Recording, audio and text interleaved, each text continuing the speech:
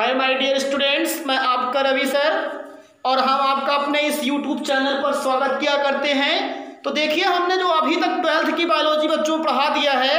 12th की biology में हमने पहला चैप्टर आपको पढ़ाया, दूसरा चैप्टर पढ़ाया जीवों में जनन और पुष्पी पादपों में लैंगिक जनन। दो ही बहुत ही इंपॉर्टेंट चैप्टर आपको हमने क्या किया, पढ़ा दिया है। अब आज हम जो तीसरा चैप्टर है जिसको आप लोग ह्यूमन रिप्रोडक्शन कहते हैं, उस ह्यूमन रिप्रोडक्शन मानव जनन वाला जो चैप्टर है उसको अभी हम यहीं पे रोकते हैं। और अगला जो चैप्टर है, इस चैप्टर को हमारे विचार से ये है कि अगर इस चैप्टर को आप पढ़ लेंगे तो आप भी जब भी कभी उस चैप्टर को पढ़ेंगे, ह्यूमन रिप्रोडक्शन वाला चैप्टर, तब आपको बहुत ही अच्छी तरीके से वो चैप्टर समझ में आएगा। क्योंकि आपको इस चैप्टर के पढ़ने से एक बहुत ही तरीके से गाइडलाइन एक आपको मिलने वाली है जो आपको उस चैप्टर को समझने में बहुत ही हेल्प किया करती है। ये भी आप ध्यान दीजिए। तो हम आज उसके बाद वाला एक चैप्टर है जिसका नाम है, मानव जनन के बाद एक चैप्टर है जिसका नाम है जनन स्वास्थ्य।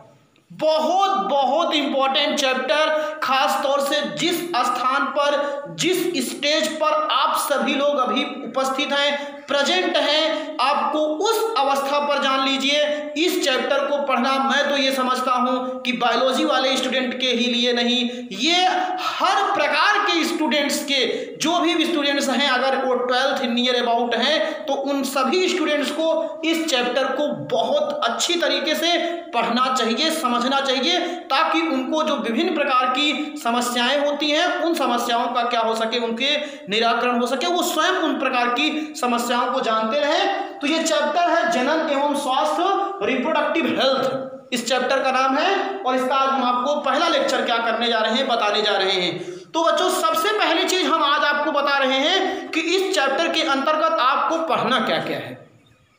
तो सबसे पहले इस चैप्टर के अंतर्गत, कोई भी चैप्टर हम पढ़ते हैं तो सबसे पहले उस चैप्टर का जो लॉजिक टॉपिक है चैप्टर का, जैसे जनन स्वास्थ्य है तो पहले हम यही जानेंगे जनन स्वास्थ्य क्या हुआ करता है। फिर जनन स्वास्थ्य की कौन कौन सी क्या हुआ करती हैं आपकी समस्याएं आई, और उसके बाद समस्याओं के बाद फिर क्या हुआ करता है, जनसंख्या विस्फोट क्या हुआ करता है, जनसंख्या विस्फोट के कारण क्या हैं, जनसंख्या विस्फोट की समस्याएं कौन कौन सी हैं, ये सब हम जानेंगे।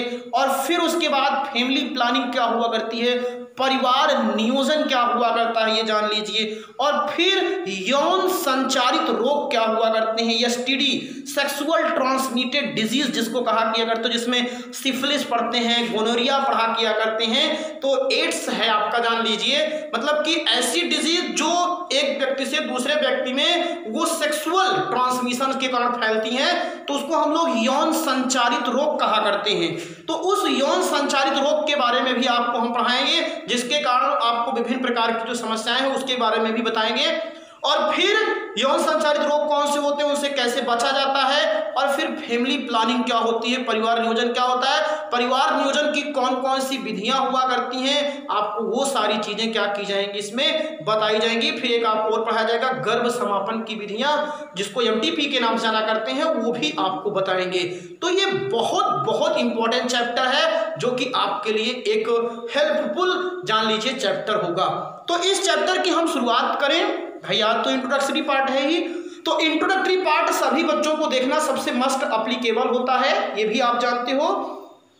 तो हम अगर अभी आपको एकदम सीधा सीधा कह दें, स्वास्थ्य किसे कहते हैं, स्वास्थ्य किसे कहते हैं, तो एक नॉर्मल बंदा यही कहेगा कि यदि किसी व्यक्ति के शरीर में कोई रोग नहीं है, उसके हाथ पैर या जितने उसके अंग तंत्र हैं वो अगर सही तरीके से सुचारू रूप से कार्य कर रहे हैं तो वो व्यक्ति स्वस्थ है।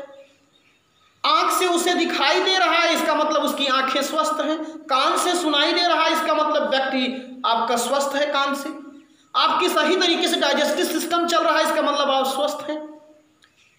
तो ये एक नॉर्मल, एक सामान्य व्यक्ति यही कहता है कि आपकी जो हेल्थ है वो बहुत बढ़िया है, आप स्वस्थ हैं। लेकिन जो जनन स्वास्थ्य का सीधा सा तात्पर्य हुआ करता है, जनन स्वास्थ्य का तात्पर्य होता है, पहले तो जनन आप पढ़ चुके हो इसके पहले वाले चैप्टर में। जनन का मतलब होता है कि सभी जीवधारियों में जैसे पाचन की क्रिया होती है, श्वसन की क्रिया होती है, परिसंचरण की क्रिया होती है, गमन की क्रिया होती है, उत्सर्जन की क्रिया होती है, उसी तरीके से हमारे आपके या जुधारियों के शरीर में पाई जाने वाली एक और एक्टिविटीज है जिसको हम लोग रिप्रोडक्शन कहा करते हैं। रिप्रोडक्शन या जनन का मतलब यह हुआ करता है कि अगर इस यूनिवर्स, इस ब्रह्मांड के अस्तित्व को बनाए रखना है, जैसा कि आप जानते हो कि सभी जुधारियों का जन्म हुआ करता है और जन्म के बाद धीरे धीरे जुधारी की एक तरुण अवस्था आती है और फिर वो जरा अवस्था पर जाकर के जुधारी की मृत्यु हो जाती है। अगर इसी तरीके से होता तो इस पृथ्वी पर केवल एक जुधारी की उत्पत्ति होती और फिर हमारी इस पृथ्वी पर आज जीवन नहीं होता।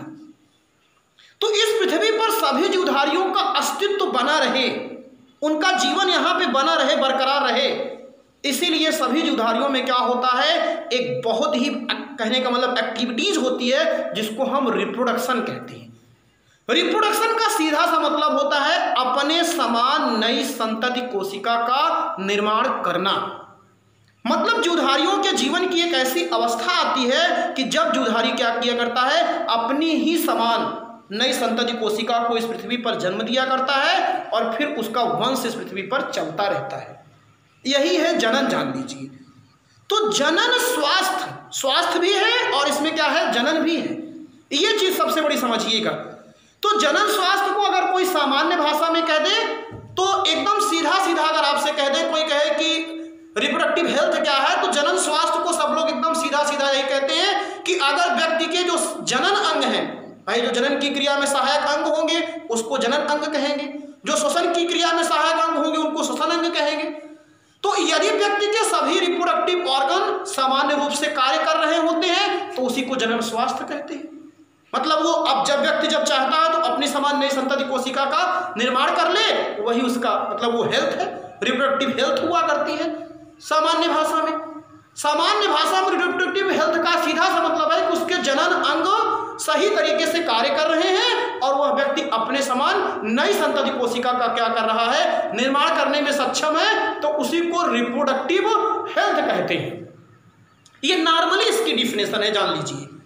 लेकिन जो WHO हुआ करता है, जिसको आप लोग वर्ल्ड हेल्थ ऑर्गेनाइजेशन, विश्व स्वास्थ्य संगठन, वर्ल्ड हेल्थ ऑर्गेनाइजेशन, विश्व स्वास्थ्य संगठन, जो पूरे विश्व के क्या किया करता है, स्वास्थ्य के बारे में बताया किया करता है। किसी महामारी के समय, किसी भयंकर आपदा या विपत्ति के समय जब लोगों में कोई रोग फैलता रहता है तो उस पूरे रोग के बारे में क्या करता है, पूरे विश्व को आगाह करने का जो काम किया करता है वो WHO किया करता है, वर्ल्ड हेल्थ ऑर्गेनाइजेशन किया करता है।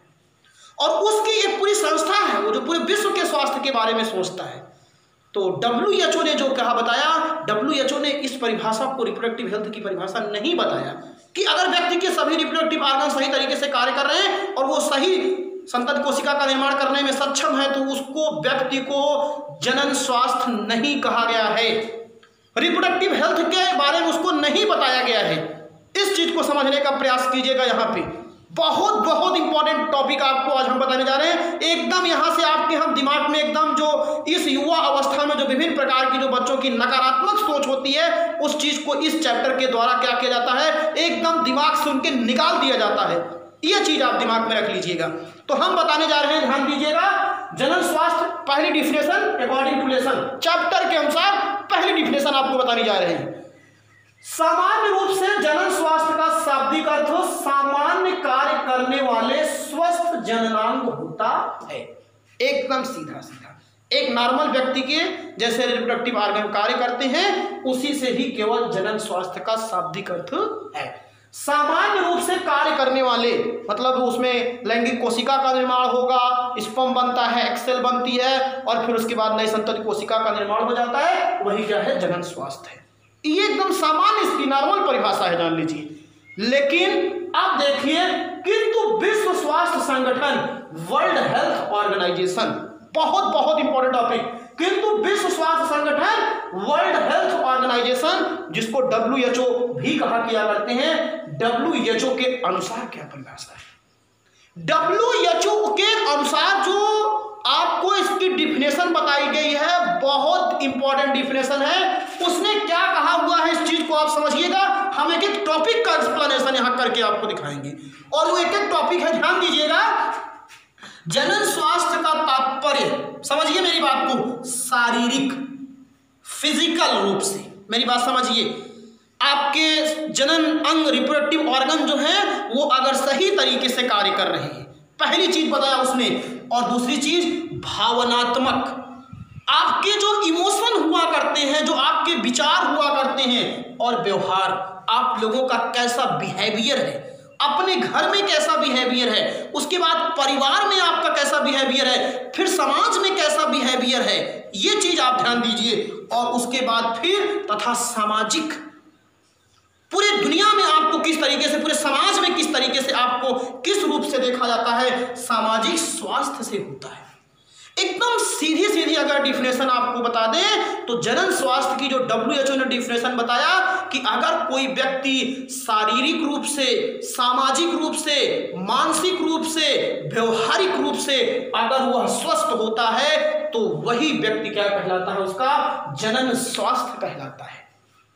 आप शरीर से बहुत फिट हैं लेकिन आपका समाज में वो स्टेटस नहीं है, आपको लोग उस भावना से नहीं देखा किया करते हैं, तो वो आपका सामाजिक स्वास्थ्य वहां सही नहीं है। तो आपको अगर कोई कहे स्वस्थ है तो उस व्यक्ति को स्वस्थ नहीं कहा जा सकता है। आप शरीर से बहुत अच्छे हैं, संतान को जन्म दे रहे हैं, लेकिन आपकी जो सोच है, मानसिक जो विचार धारणाएं हैं आपकी, वो गलत है। तो ये आप जान लीजिए, तब भी मैं मानता हूं कि ऐसा व्यक्ति जो होता है स्वस्थ नहीं होता है अकॉर्डिंग टू WHO। और दूसरी चीज क्या होता है, व्यवहारिक रूप से आप व्यवहार कुशल होना चाहिए। समाज में कई रिलेशन हुआ करते हैं, आप देखते हो दादा है, माता है, पिता है, भाई है, बहन है, इन सभी रिश्तों के बीच में जो आपका बिहेवियर होना चाहिए वो भी अच्छा होना चाहिए। और उसके साथ साथ सामाजिक, शारीरिक, व्यवहारिक रूप से आप देखते हो कई ऐसी भी स्त्रियां हुआ करती हैं, आप उनका कई उदाहरण आप देखे होंगे कि अगर कोई घर में क्या हुआ करती है, एक जैसे मैं एकदम सीधा सीधा बता दे रहा हूँ, एक कपल है जैसे उनकी मैरिज हो और अगर उनकी मैरिज का 1 साल 2 साल बीत जाए तो उनको अगर संतान को जन्म नहीं दे रहे हैं वो, तो उनकी जो घर में पाई जाने वाली या आसपास की जो औरतें हुआ करती हैं, उस कपल में से जो किसी को नहीं तो खास तौर से जो फीमेल होती है उसी के ही बारे में विभिन्न प्रकार की धारणाएं उत्पन्न करने लगती हैं। तो ऐसी महिलाएं स्वस्थ हैं लेकिन उनका जो मेंटली बिहेवियर है, दिमाग रूप से, वो स्वस्थ नहीं है। ये आप जान लीजिए। युवा वर्ग में आप देखते हो जो आजकल के विभिन्न प्रकार के गैर कानूनी और आपराधिक कार्य किए जा रहे हैं, अगर वो जो गैर आपराधिक कार्य किए जा रहे हैं तो ऐसे जो भी जान लीजिए इस युवा वर्ग की पीढ़ी पे जो भी इसमें आ रहे हैं, तो उनका जान लीजिएगा मानसिक रूप से वो स्वस्थ नहीं है। उनको मानसिक रूप से कोई प्रिपेयर करे, स्वास्थ्य बताए, उनको बताए कि ये सब चीजें मेंटली चीजें आप पूर्ण नहीं है, इसीलिए वो लोग भी WHO के अकॉर्डिंग स्वस्थ नहीं है। ये मैं मानता हूं, जान लीजिए। यदि आपका सामाजिक स्टेटस एकदम बढ़िया हो, आपका शारीरिक रूप से एकदम स्टेटस बढ़िया हो, आपका बिहेवियर अच्छा हो, लोग आपको अच्छे बिहेव से, अच्छे व्यवहार कुशल के रूप से जानते हो, और आपका दूसरी चीज क्या हो, आप शारीरिक रूप से भी फिट हो, आपका सब कुछ अच्छा है लेकिन आपके रिप्रोडक्टिव ऑर्गन सही तरीके से काम नहीं कर रहे हैं और आप संतान को जन्म नहीं दे पा रहे, तब भी आप नहीं। कहने का मतलब इन सब चीजों को कंप्लीट होना चाहिए। रिप्रोडक्टिव हेल्थ का ही मतलब है कि शारीरिक रूप से, व्यवहारिक रूप से, मतलब मानसिक, व्यवहारिक, शारीरिक, सामाजिक सब चीजें मिल गई तो बना क्या, आपका जनन स्वास्थ्य बनता है। ये सबसे बड़ी इंपॉर्टेंट फैक्ट हुआ करती है। इस चीज को आप समझने का प्रयास कीजिए, तब हम इस चैप्टर को बताने का पूरा प्रयास किया करते हैं। ये बात एकदम दिमाग में आपके होनी चाहिए, जान लीजिए। मैं एकदम छोटा सा एक सीधा सा उदाहरण आपको दे करके बताता हूं। जैसे आज हमारे समाज में क्या किया जाता है कि अगर किसी भी महिला को 1 पुत्री हुई, 2 पुत्री हुई, तीसरी पुत्री हुई, तो आप देखिए उसमें सीधा सा उसका उसी महिला को जिम्मेदार कर दिया जाता है।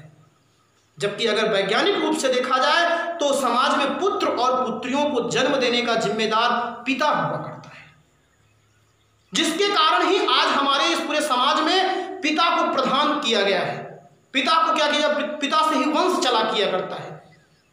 लेकिन आपके ही जैसे समाज में लोग ऐसे व्याप्त हैं कि उस महिला को ही दोष दिया करते हैं कि ये पुत्रियों को ही जन्म देती जा रही हैं। और इस तरीके से उसका घर में जो विभिन्न प्रकार की कलह ये सब चीजें उत्पन्न हुआ करती हैं, वो इसी के कारण। तो ऐसे लोगों को, ऐसे व्यक्तियों को सामाजिक रूप से, मानसिक रूप से वो स्वस्थ नहीं है, वो कंप्लीट नहीं है, जान लीजिए। ये चीज इसमें आपको समझना है। तो अगर आप इस पूरे टॉपिक को एकदम समझ में आ गए हैं कि अगर आपका, जैसे अभी आप स्टूडेंट ही रूप में है, तो आप जितने भी इस क्लास में पढ़ने वाले स्टूडेंट्स होते हैं सभी के बारे में अगर आप विचार कीजिए तो आप देखते हो कि वो स्टूडेंट्स बहुत अच्छा है, बहुत अच्छा स्टूडेंट्स है, उसकी सबसे जमती है। क्यों? क्योंकि उसका बिहेवियर अच्छा होगा, उसकी सोच अच्छी होगी, मेंटली चीज जिसको कहते हो, तब तो लोग उसको लाइक करते हैं। तो अगर ये सब चीजें आपके अंदर पूरी कंप्लीट होती है तब आप जान लीजिएगा एक तरीके से रिप्रोडक्टिव हेल्थ के अंतर्गत आया किया करते हो। तो आई होप पूरी डेफिनेशन इसकी क्लियर हो गई होगी। WHO के अनुसार यदि कोई व्यक्ति शारीरिक रूप से, सामाजिक रूप से, व्यवहारिक रूप से और फिर क्या हुआ करता है मानसिक रूप से अगर वो पूर्ण होता है तो उसी को ही हम लोग क्या कहते हैं, जनन स्वास्थ्य कहते हैं। ये मैंने इसकी छोटी सी डिफिनेशन बताया और ये बताना हमारा कर्तव्य भी है, ये भी आप जान लीजिए। अब उसके बाद क्या हुआ करता है, जैसे आपको मैंने बताया कि विश्व स्वास्थ्य संगठन तो प्रतिवर्ष 7 अप्रैल को क्या किया जाता है, विश्व स्वास्थ्य दिवस मनाया जाता है। आपके यहाँ बायोलॉजी में कई आपको डेज भी याद करना है, जैसे जल दिवस कब होता है, पृथ्वी दिवस क्या होता है आपका, और उसके बाद पर्यावरण दिवस। आई होप विधिवत तरीके से आप लोग आज देख रहे हैं कि आज पर्यावरण दिवस ही है। तो ऐसे ही आपको क्या हुआ करते हैं, विभिन्न प्रकार के दिवस के बारे में भी बताया जाएगा। एड्स दिवस जानते हो 1 दिसंबर को मनाया जाता है। तो प्रतिवर्ष 7 अप्रैल को विश्व स्वास्थ्य दिवस मनाया जाता है। ये चीज बहुत इंपॉर्टेंट है, जीके का क्वेश्चन है, आपसे पूछा भी जा सकता है। आप स्वास्थ्य नाम का चैप्टर पढ़ रहे हो नामक, और अगर इस चैप्टर के बारे में आपको नहीं मालूम कि विश्व स्वास्थ्य दिवस कब मनाया जाता है तो आप फिर कहीं ना कहीं ज्ञान से कमजोर है। तो प्रतिवर्ष 7 अप्रैल को क्या मनाया जाता है, विश्व स्वास्थ्य दिवस मनाया जाता है। और 11 जुलाई को, ये जान लीजिए आने वाले समय में 11 जुलाई को क्या किया जाता है, विश्व जनसंख्या दिवस मनाया जाता है। क्या मनाया जाता है, विश्व जनसंख्या दिवस। तो इस 2 टर्म को हम क्या कर रहे हैं, यहाँ पे कंक्लूड करने जा रहे हैं कि ये जो आपको क्या हुआ करता है, आपको 2 डे याद करना है कि प्रतिवर्ष 7 अप्रैल को विश्व स्वास्थ्य दिवस मनाया जाता है और 11 जुलाई को क्या किया जाता है, विश्व जनसंख्या दिवस मनाया जाता है। तो इस तरीके से क्या हुआ करता है जान लीजिए। अब आपको ये टॉपिक पूरा एकदम क्लियर हो गया होगा। आई होप इस लेक्चर के द्वारा हमने पूरा आपको क्या किया है, एक समझाने का प्रयास किया हुआ है। मेरी एकदम पूरी बातों को ध्यान से जो बच्चे समझेंगे उनको बात एकदम रूह तक हम पहुंचाने का प्रयास करेंगे, ये ध्यान दीजिएगा। अब जनन स्वास्थ्य की समस्याएं क्या है, मेरी बात को समझिए। पूरे विश्व में आपको बता दे रहे हैं, भारत ही एक ऐसा देश है कि जिसने जब रिप्रोडक्टिव हेल्थ के बारे में देखा तो उसने देखा कि जनन स्वास्थ्य से संबंधित विभिन्न प्रकार की समस्याएं उत्पन्न हो रही है। और जब उसने विभिन्न प्रकार की समस्याओं को देखा तो उसने राष्ट्रीय स्तर पर और या विभिन्न प्रकार के क्या किए, योजनाएं चलाई, जिसमें RCH सबसे ज़्यादा है, जान लीजिए। इसमें फैमिली प्लानिंग है, परिवार नियोजन आप लोगों ने पढ़ा होगा, कुछ कोटेशन आप लोगों ने पढ़ा होगा, छोटा परिवार, सुखी परिवार, हम दो हमारे दो, ये सब आप लोगों ने कई प्रकार के स्लोगन आप लोगों ने सुना होगा, जो भारत के ही खास तौर से लोगों को बताने के लिए किया गया। तो पूरे विश्व में जब भारत ने देखा कि विभिन्न प्रकार की रिप्रोडक्टिव से संबंधित क्या हुआ करती हैं, समस्याएं उत्पन्न होती हैं, तो उन समस्याओं को उसने जानने का प्रयास किया। और उन समस्याओं में मैं आपको एकदम सीधा सीधा रूबरू कर दूं तो आप इतना जान लीजिए कि जो रिप्रोडक्टिव हेल्थ के कारण उत्पन्न होने वाली जो मेन आपकी समस्याएं हुआ करती हैं उसमें यही हुआ करती हैं कि पहली चीज तो ये क्या हुआ करता है, आज तो आप देखते हो अच्छी तरीके से अब लोग थोड़ा सामाजिक रूप से शैक्षिक हो जा रहे हैं, नहीं तो आपकी सबसे पहले समस्या यही आई थी कि कम उम्र में ही क्या हुआ करते थे, अधिक संतान को जन्म दिया करते थे। ये बात आप दिमाग में रख लीजिए, बहुत ही कम उम्र में। आज से कुछ पूर्व क्या किया जाता था, बाल्यावस्था में ही क्या किया जाता था, विवाह, बाल विवाह जिसको कहा किया करते थे। तो बाल विवाह की परंपरा थी। तो उस बाल विवाह की परंपरा के कारण क्या हुआ करता था, लोगों को कम उम्र में विवाह कर दिया जाता था। और आज भी कुछ ऐसे जगह हैं, आप आपके शहर हैं जहाँ पे लोगों को बच्चों को बहुत ही कम उम्र में क्या किया जाता है, उनका विवाह कर दिया जाता है। तो जिसके कारण उनको अपनी जो लाइफ होती है उस रिप्रोडक्टिव लाइफ का टाइम ज़्यादा मिल जाता है, और जिसके कारण वो संतानों को बहुत ज़्यादा संख्या में क्या करते हैं, उत्पन्न किया करते हैं। और जब संतानें भी अधिक संख्या में उत्पन्न हो जाती हैं तो आपको मैं बता रहा हूँ कि विभिन्न प्रकार की समस्याएं उत्पन्न होती हैं। ये सब समस्याओं के बारे में भी हम जानेंगे, एक एक विधिवत तरीके से जानेंगे। दूसरा क्या हुआ करता है, जनन स्वास्थ्य से संबंधित समस्या क्या आई कि जैसे आप लोग जानते हो कि नॉर्मली 10-11 साल तक बालक और बालिकाएं जो होती हैं नॉर्मल होती हैं, लेकिन उसके बाद क्या हुआ करता है, जैसे ही यौना आरंभ होता है, मतलब प्यूबर्टी आना शुरू होती है, युवा अवस्था आना प्रारंभ होता है, तो ये सब यौना आरंभ क्या होता है, बालिकाओं में क्या चेंजेस होते हैं, बालकों में क्या चेंजेस होते हैं, ये सब आपको पढ़ाएंगे आगे वाले चैप्टर में। इसीलिए तो कह रहा हूँ इस चैप्टर को पढ़ना बहुत इंपॉर्टेंट है, जानना भी बहुत जरूरी है। तो जब युवा अवस्था यौना आरंभ प्रारंभ होता है तो बालक और बालिकाओं में क्या हुआ करता है, विभिन्न प्रकार के जो सेकेंडरी सेक्सुअल कैरेक्टर होते हैं, द्वितीयक लैंगिक लक्षण, उन द्वितीयक लैंगिक लक्षणों का क्या होता है, विकास होना प्रारंभ हो जाता है। और जब द्वितीयक लैंगिक लक्षणों का विकास प्रारंभ होता है तो उनको अगर इन सब चीजों के बारे में विधिवत जानकारी नहीं होती तो उनको कई समस्याएं उस समय उत्पन्न होने लगती हैं। और अब जैसे मैंने आपको बताया, भी यहाँ पे थोड़ा ध्यान से देख लीजिए एक बार थोड़ा सा, विश्व में भारत ही पहला देश है जिसने राष्ट्रीय स्तर पर जनन स्वास्थ्य की एक कार्य योजना एवं कार्यक्रम द्वारा निम्न समस्याओं के बारे में बताया, जिसमें नंबर 1 समस्या क्या उत्पन्न हुई, कम उम्र में बार बार संतान उत्पन्न करना। मैंने आपको पहले ही बता दिया, इस तरीके से आप जान लीजिए, बाल विवाह के कारण खासतौर से तो होता था। यौना आरंभ में बच्चों में द्वितीयक लैंगिक लक्षणों का विकास होता है, जब प्यूबर्टी का दौरान होता है तो उस समय सेकेंडरी सेक्सुअल कैरेक्टर डेवलप होते हैं, और उसमें क्या होता है, किंतु आज भी कुछ स्थानों पर युवा अवस्था से पूर्व ही बच्चों का क्या कर दिया जाता है, विवाह कर दिया जाता है, आज भी हैं। और जिससे बालिका का उस समय जब भाई यौना आरंभ होता है, प्यूबर्टी आती रहती है, तो उस समय शरीर में विभिन्न प्रकार की क्या हुआ करते हैं, चेंजेस आते रहते हैं, और जिसके कारण उस समय बालिकाओं का पूर्ण रूपेण विकास शरीर का नहीं होता है। और अगर उस समय वो प्रेगनेंसी को रिसीव कर लेती हैं, गर्भ धारण कर लेती हैं, तो उनसे उसके कारण क्या होता है, उन्हें विभिन्न प्रकार की समस्याएं आने लगती हैं। ये चीज आप ध्यान दीजिएगा। तो देखिए जिसके कारण उनका शारीरिक विकास क्या हो जाता है, रुक जाता है, तो ये सबसे बड़ी समस्या है, जान लीजिएगा। तो यहाँ बताया जाता है कि यौन आरंभ में बच्चों में द्वितीयक लैंगिक लक्षणों का विकास होता है, किंतु आज भी कुछ स्थानों पर युवा अवस्था से पूर्व बच्चों का विवाह कर दिया जाता है, जिससे बालिका का शरीर और बालकों का भी पूर्ण रूपेण से विकसित नहीं होता है। खास तौर से इसमें बालिका को ही केयर किया गया है, पूर्ण रूप से विकसित नहीं होता है, और परिणाम स्वरूप जिससे क्या होता है, उनका शारीरिक विकास क्या हो जाता है, रुक जाता है। दूसरी चीज जनन स्वास्थ्य से समस्या क्या आई, परिवार नियोजन की जानकारी के अभाव में जनसंख्या विस्फोट या जनसंख्या को बढ़ाना। अब बहुत से ऐसे भी लोग हैं, आज ऐसी भी परंपराएं हैं कि जिनको फैमिली प्लानिंग के अभी जान लीजिए ABCD नहीं मालूम होती है, और फैमिली प्लानिंग की जब ABCD उनको नहीं मालूम है तो वो क्या कर रहे हैं, वो आप देख रहे हो अच्छी तरीके से कि वो 1, 2, 3, 4, 5 ऐसे संतानों को जन्म दे रहे हैं। और जब इतनी ज़्यादा संतानों को जन्म दे रहे हैं तो उसके कारण उनको समस्या तो उत्पन्न होगी, चाहे वो भोजन की समस्या उनके बच्चों को हो, चाहे उनके बच्चों की शिक्षा की समस्या हो, चाहे उनके स्वास्थ्य की समस्या हो, चाहे उनके रहने की समस्या हो, जितने भी प्रकार की समस्याएं हुआ करती हैं वो यहीं से उत्पन्न होती हैं।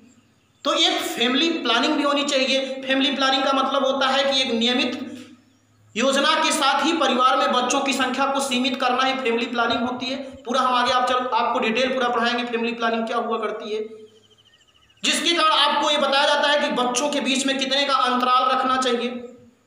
अभी जैसे मान लीजिए मैं सीधा सा बताऊं, 2 भाई हों, एक भाई हाई स्कूल में हो और दूसरा भाई आपका मान लीजिए 8th में हो। एक भाई को पिताजी ने हाई स्कूल के बाद इंटर करा, इंटर के बाद कहा बेटा जा तुम इंजीनियरिंग करा। बेटा गए इंजीनियरिंग करने, 1 साल पापा ने किसी भी तरीके से जितना पूरा इकोनॉमिक था उसने इकट्ठा किया, और इकट्ठा करके जो भी पैसा लगा बच्चे का इंजीनियरिंग में एडमिशन करा दिया। अब 1 साल बीता, 2 साल, तीसरी साल बच्चा वो भी आ गया, पापा अब हम भी 12th पास हो गए, अब हम कहाँ जाएं? तो पापा के पास एकदम उसी समय समस्या उत्पन्न होगी, वो समय जो समस्या उत्पन्न होगी कि अब मैं इस बच्चे के साथ क्या करूं, मेरी जो पूरी पूंजी थी, कमाई थी, मैंने उस पहले बच्चे के साथ लगा दिया, अब इस बच्चे के साथ क्या करूं? तो उनका सीधा सीधा सा ऑप्शन होगा, बेटा अब मेरे पास इतना इकोनॉमी की नहीं है जिसके कारण तुम यार कुछ और पढ़ाई कर लो। भैया के पीछे सब कुछ लग गया। तो यहाँ पे क्या हुआ, यहाँ पे सबसे बड़ी डिस्टर्बेंस अगर कोई चीज हुई तो वो फैमिली प्लानिंग ही है।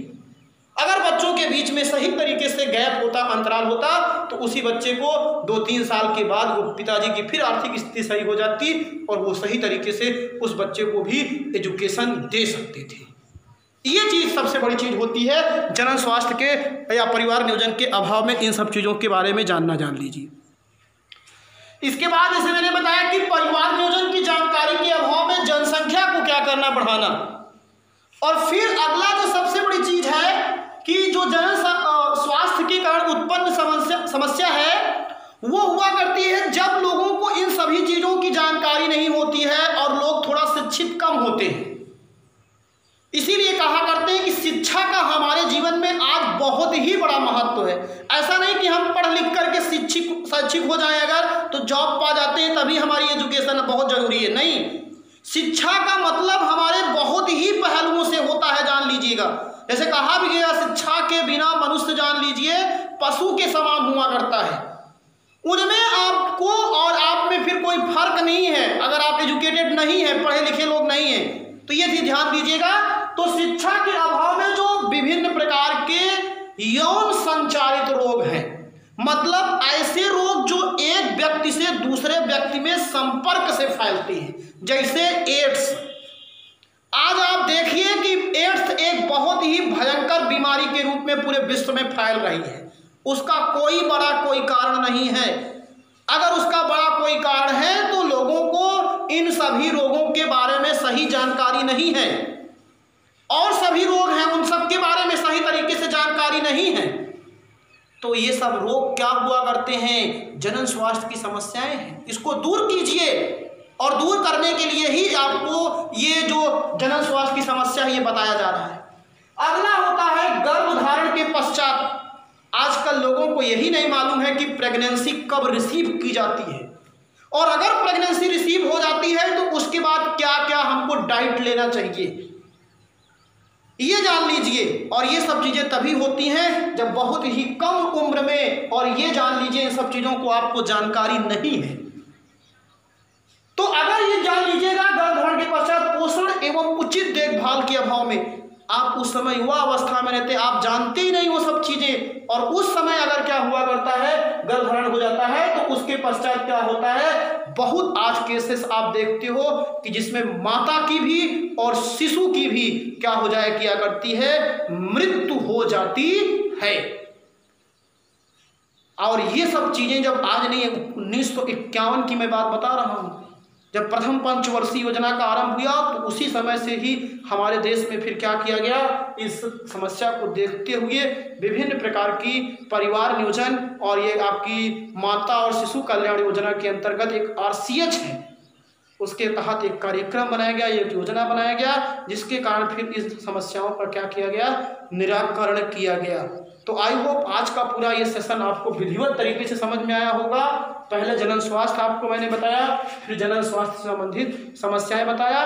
दूसरे लेसन के बाद ये तीसरा लेसन आप लिख करके आप इसकी नोट्स बनाएं और पर डे इसको ध्यान से देखें। और एक सबसे बड़ी चीज़, आप NCERT की बुक को आपके पास हो तो उस बुक को एक बार जैसे आप बढ़िया तरीके से न्यूज़पेपर पढ़ते हो उसी तरीके से उसको एक आप पढ़ डालिए, तो आपको कुछ टॉपिक इसमें समझ में और आ जाएंगी। बाकी जो टेक्निकली है उसको तो हम पढ़ाते रहेंगे, लेकिन जो कुछ हिस्टोरिकल चीज़ें हैं जो ऐतिहासिक तौर पे है उसे आप समझ सकती हैं। तो ये मेरा लेक्चर्स आपका था, और ये हमारा कर्तव्य भी है कि हम आपको एक, जैसे डॉक्टर्स होता है, आपको जब विभिन्न प्रकार की समस्याएं होती हैं तो आप जब उसके पास जाते हो तो आप उनसे पूछते हो कि हमें ये समस्या है, तो उसी तरीके से हमारा भी एक कर्तव्य है। और आपकी किताब में अगर ये चैप्टर है तो हमारा भी कर्तव्य है कि हम इसको आपको पढ़ाएं और आपको जिससे इन सब चीज़ों की जानकारी को प्राप्त हो, और इसको आप एक अध्ययन की ही तरीके से इसको पढ़ने का प्रयास कीजिए। थैंक यू, धन्यवाद।